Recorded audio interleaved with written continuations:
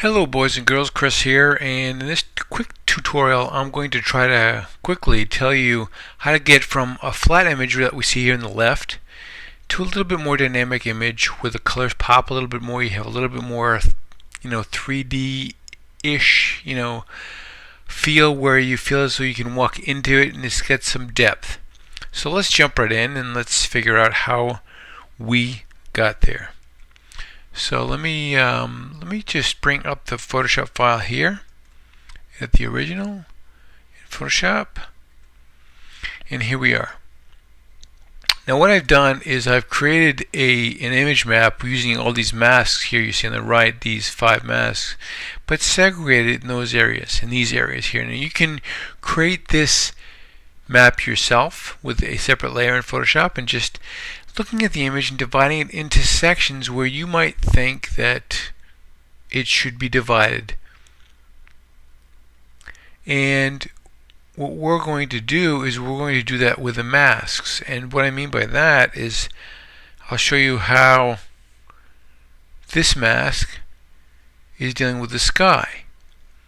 This mask is addressing the grass. This mask, the road,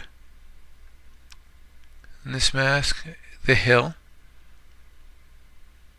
and the final mask here we're doing a little bit of the hay. And we're all using curves adjustment layers in all of these. Now the way I get these selections, you can go about this many different ways, but the way I find it very helpful, let's get rid of all these and let's double click on the quick mask options and make sure we have selected areas selected.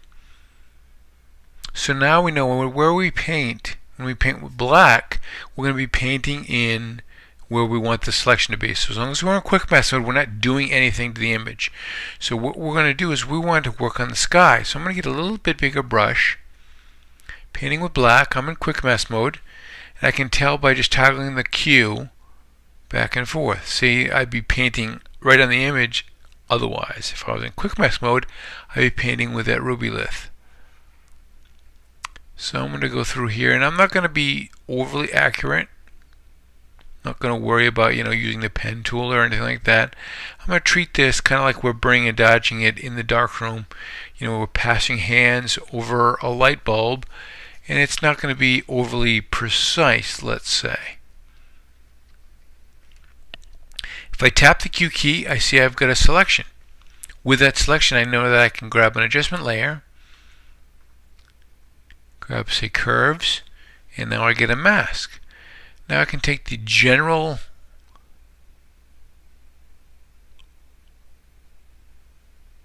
darkness of the whole thing down, and I can probably just leave it that way. Now I am going to click off that, tap the Q key to make sure I'm in quick mask mode again, and I'm going to now get a smaller brush by hitting the bracket keys, and I'm going to paint in the grass area.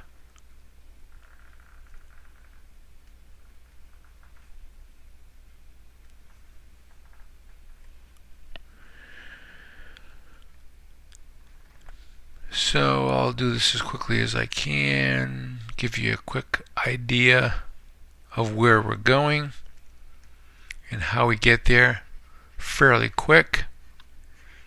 Now you can get it as elaborate. Not every image is going to have 5 separations. Some might have more, some might have less. But it's up to you to visually look at the image before you jump right in and start bending on tools where you're going to go. So I hit the Q, make a selection. I can go to my adjustments. I can get a curve again. Gives me this. Now what do I want to do with this? I maybe want to deepen this out, darken this out, but I want to add some green. So I go off my RGB channels to my green channel. Now to ensure that I'm getting tonality here, I make sure I have got this selected here, this target adjustment tool, and I go right on my image and I can elevate the green. Get a nice green going in that respect. Now let's click off that, tap the Q key again, get a little bit smaller brush, and we're going to paint the mountain area.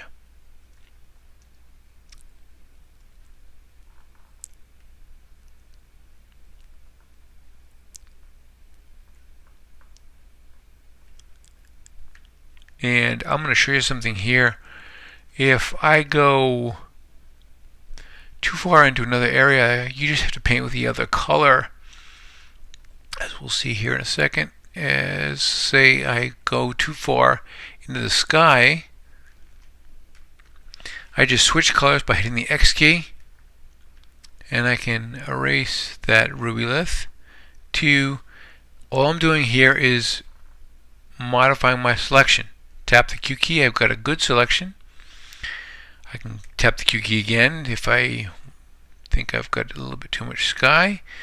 Q key, adjustments, curves, and I may want to lighten this area up a little bit and add a little yellow. Now yellow is the opposite of blue, so if I take the blue channel and I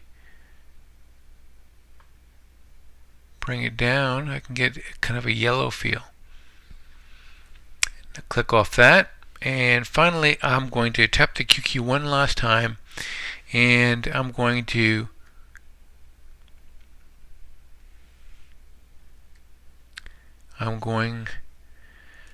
do the road here.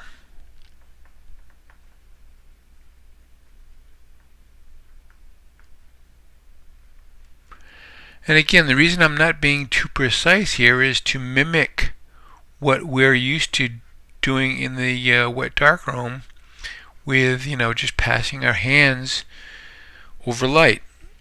Just a little smaller brush.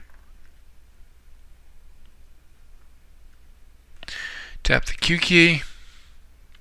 I can get an adjustment layer, I get curves again, and then here I want to get a little bit maybe of the red. So I take the red channel, I bring the red up a little bit, and maybe the RGB, I could darken it a little bit. And there, right there, if I hit the Option key and I go before and after, you can see the dynamics that I've added, and I've really only not finessed. And you can see a little bit of overspill here, real easy with a mask to go and correct. But you can see now that I've been able to add this dimension now to an image that was originally captured that was fairly flat compared to this. Hope you enjoyed this.